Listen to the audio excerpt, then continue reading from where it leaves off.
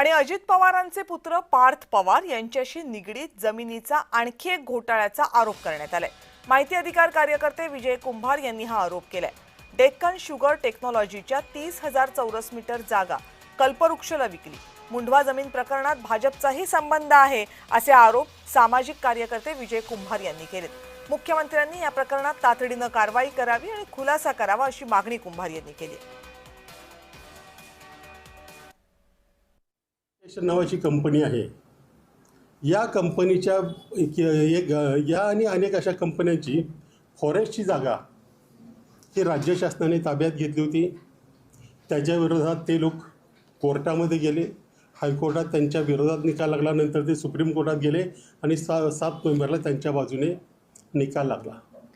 म्हणजे ज्या जागेमध्ये आज राष्ट्रवादी काँग्रेस पक्षाचा अध्यक्ष आहे ती जागा, त्यातले सगळे व्यवहार हे संशयास्पद आहेत।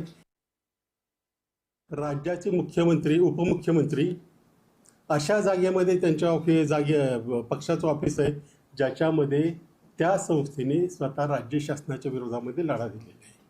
मग ते पुढे का जिंकले वगैरे हा आणखी प्रश्न उपस्थित करता येईल, परंतु तो आत्ताचा मुद्दा नाही। तर सर्व शासकीय तरतुदी, त्या तरतुदींचा भंग करून महारेराची ऑर्डर असताना तिथं राष्ट्रवादीचं ऑफिस चालू आहे, तिथल्या जागा विकल्या गेलेल्या आहेत।